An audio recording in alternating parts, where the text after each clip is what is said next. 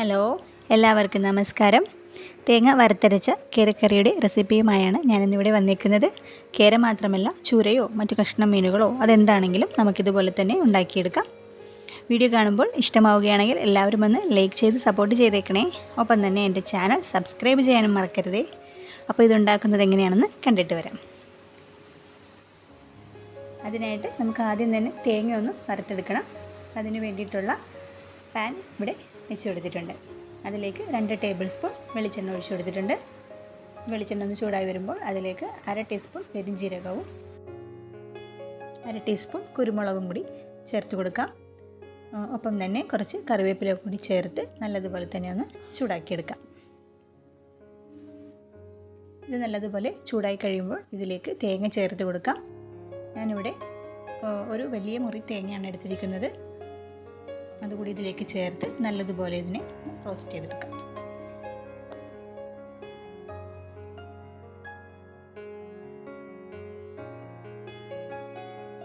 തേങ്ങ വറുത്തെടുക്കുമ്പോൾ ഒരു ഗോൾഡൻ കളറാകുന്നത് വരെ വറുത്തെടുക്കാൻ ശ്രദ്ധിക്കണം. എന്നാലേ കറിക്കൊരു നല്ല നിറവും ഒരു രുചിയൊക്കെ ഉണ്ടാവുകയുള്ളൂ.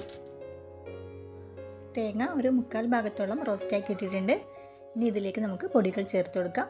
ഇതിനായിട്ടൊരു 3 ടീസ്പൂൺ മല്ലിപ്പൊടിയാണ് ഞാൻ ചേർത്ത് കൊടുക്കുന്നത്. 3 ടീസ്പൂൺ മല്ലിപ്പൊടിയും 1/2 ടീസ്പൂൺ മഞ്ഞൾപ്പൊടിയും ചേർത്ത് കൊടുക്കുന്നുണ്ട്. ഇതും കൂടിയിട്ട് ഒന്നുകൂടി തേങ്ങ റോസ്റ്റ് ചെയ്തെടുക്കാം. പൊടിയുടെ പച്ചമണമൊക്കെ ഒന്ന് മാറി നല്ലതുപോലെ തന്നെ ഇതൊന്ന് മൂപ്പിച്ചെടുക്കാം.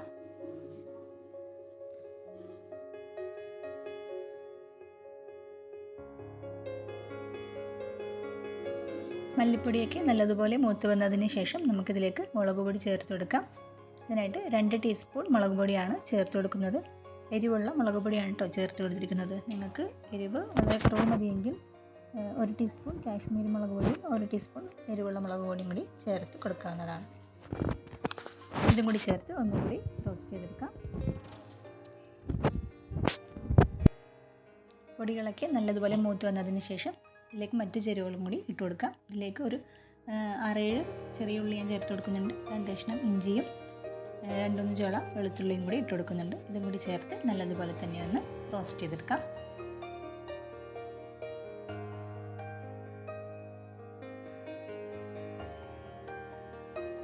ഇത് നല്ലതുപോലെ വറുത്ത് വന്നതിന് ശേഷം അതിലേക്കൊരു 1/2 ടീസ്പൂൺ ഗരം മസാലയാണ് ഞാൻ ചേർത്ത് കൊടുക്കുന്നത്. ഇതും കൂടി ചേർത്ത് കൊടുക്കുമ്പോൾ കറിക്ക് നല്ലൊരു രുചിയായിരിക്കും. അപ്പോൾ അതും കൂടി ചേർത്ത് ഒന്നുകൂടി റോസ്റ്റ് ചെയ്തെടുക്കാം. അതിനുശേഷം നമുക്ക് ഫ്ലെയിം ഓഫ് ആക്കാം. നല്ലതുപോലെ തന്നെ ചൂടാറിയതിന് ശേഷം മാത്രം അരച്ചെടുക്കാൻ ശ്രദ്ധിക്കണം. നമുക്കിത് നല്ലതുപോലെ ഒന്ന് അരച്ചെടുത്തിട്ട് വരാം. നല്ലതുപോലെ തന്നെ ഞാനിവിടെ അരച്ചെടുത്തിട്ടുണ്ട്. ഇനി അതൊരു പാത്രത്തിലേക്ക് ഒഴിച്ചു കൊടുക്കാം. മിക്സിയുടെ ജാറിൽ തന്നെ കുറച്ച് വെള്ളം കൂടി ഒഴിച്ച് ഒന്നുകൂടെ കലക്കി അതിലേക്ക് ഒഴിക്കാം. ഇനി ഒരു കയ്യിലെടുത്തിട്ട് അതിൻ്റെ കട്ടകളൊക്കെ ഒന്ന് ഇളക്കി മാറ്റി യോജിപ്പിച്ച് കൊടുക്കാം. വെള്ളം ഇനിയും ആവശ്യമുണ്ടെങ്കിൽ കുറച്ചുകൂടി വെള്ളം ഒഴിച്ച് എടുക്കാവുന്നതാണ്.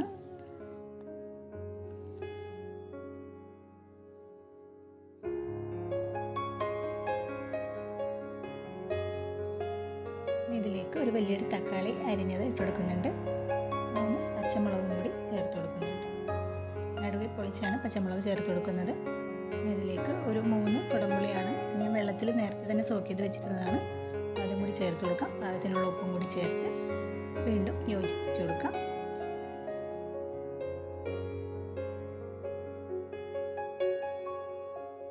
നല്ലതുപോലെ തന്നെ ഇതൊന്ന് തിളച്ച് വരാനായി വെയിറ്റ് ചെയ്യാം. നല്ലതുപോലെ തിളച്ച് വന്നതിന് ശേഷം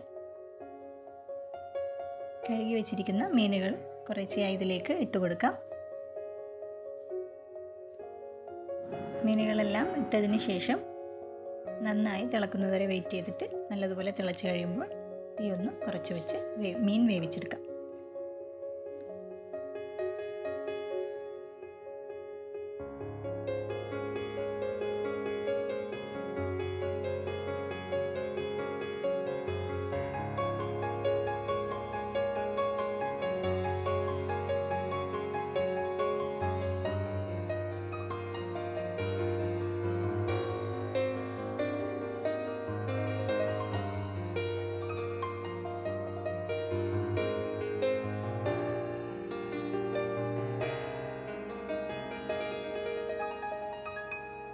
മീനൊക്കെ നല്ലോണം വെന്ത് കറിയൊക്കെ ഒന്ന് വെള്ളം വറ്റി നല്ല കുറുകിയ പരുവത്തിലായി വന്നിട്ടുണ്ട്. നമുക്കിനി ഇതിലേക്ക് താളിച്ചു കൊടുക്കാം.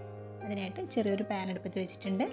അതിലേക്ക് ഒരു 2 ടീസ്പൂൺ വെളിച്ചെണ്ണയാണ് ഞാൻ ഒഴിച്ചു കൊടുക്കുന്നത്. പിന്നെ വെളിച്ചെണ്ണയിൽ തന്നെ താളിച്ചെടുക്കാനായി പ്രത്യേകം ശ്രദ്ധിക്കണം. എണ്ണ നല്ലോണം ചൂടായതിന് ശേഷം അതിലേക്ക് 1/2 ടീസ്പൂൺ ഉലുവ ചേർത്ത് കൊടുക്കാം.